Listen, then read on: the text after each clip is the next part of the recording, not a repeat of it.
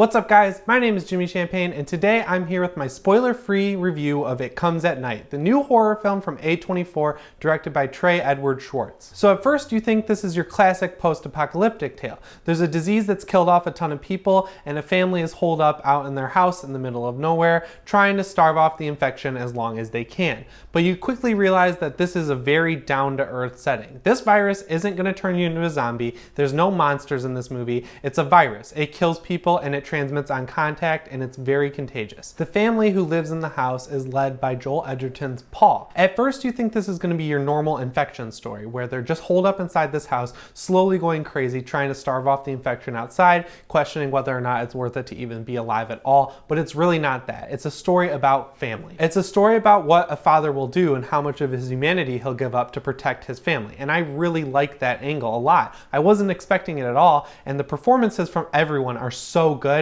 that it's really hard to complain about it. The way they stop themselves from going insane is by setting up a few ground rules. First one is obviously you don't go out at night. The second rule is you go out during the day and in pairs, and the third rule is there's only one way in or out of the house. It's a bright red door, it's always deadbolted, and Paul is the only one who has the key. A wrench gets thrown in the mix when Will, played by Christopher Abbott, his wife Kim, played by Riley Keough, and their son Andrew end up living with the other family that I mentioned earlier. This creates a sense of tension that is really unmatched by a lot of other horror movies because it's two families led by men that will do anything to protect their wife and child. They're both families of three, and I really like that. So even though this movie takes place primarily in the one single house, it really never goes outside of it. It is very tense throughout. The tension also comes in peaks and valleys, so there are moments when I was just kind of like letting the story go along, learning more about the characters, and then in the snap of a finger, it's seriously, you're biting your nails. You're so scared about what's going to happen next. That is the kind of fear that I like. It's the same kind of fear from Green Room, which came out last summer if you've seen that. Something else that adds to that is the expert masterful sound design.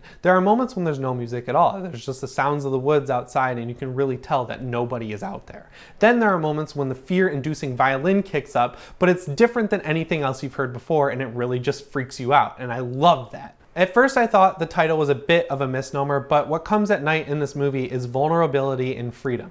So Travis is scared to do anything in front of his father. His dad, Paul, is just so overbearing in trying to keep him safe that he doesn't really let Travis be a person. So the way Travis combats this, because he's 17 years old, is he walks around the house at night, listens to his parents talk in the attic, and just kind of creeps on everyone because he can't sleep and he has these insane nightmares. And speaking of those nightmares, the masterful makeup work that you've probably seen in a bunch of the trailers is reserved for nightmares that Travis has, which I really appreciate because, there's just something cool about this movie and how grounded it is that makes it feel like it could actually happen, and that's awesome. And the makeup work is really good and it is really creepy. It'll probably give you nightmares of your own. But anyways, nighttime is where everyone in this movie lets their guard down and they do and say things they probably shouldn't. You learn very quick that actions have consequences in this universe, and that's a really cool thing to see in movies. It really doesn't pull any punches, and I appreciated it a lot for that. Something that kind of bothered me though was, as good as Travis is as a character, you never really get to know him. He's just kind of a quirk. He's the typical teenage kid locked up in a house quirk, and I feel like there could have been a lot more done with him,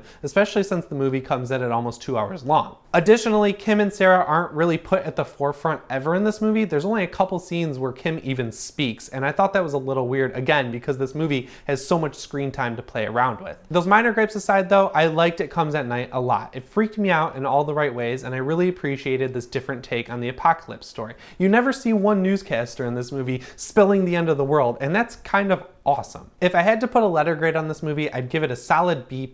There are just a few things that hold it back from being an A, but I definitely think it's worth seeing in a theater. So when it comes out this June, you should definitely go check it out near you. So that's my review of It Comes at Night, guys. You should let me know what you think down in the comments below, and if you want to see another horror movie review, you can check out my review of Alien Covenant right here. As always, I'm Jimmy Champagne, and I will see you in the next one. Thanks so much for watching.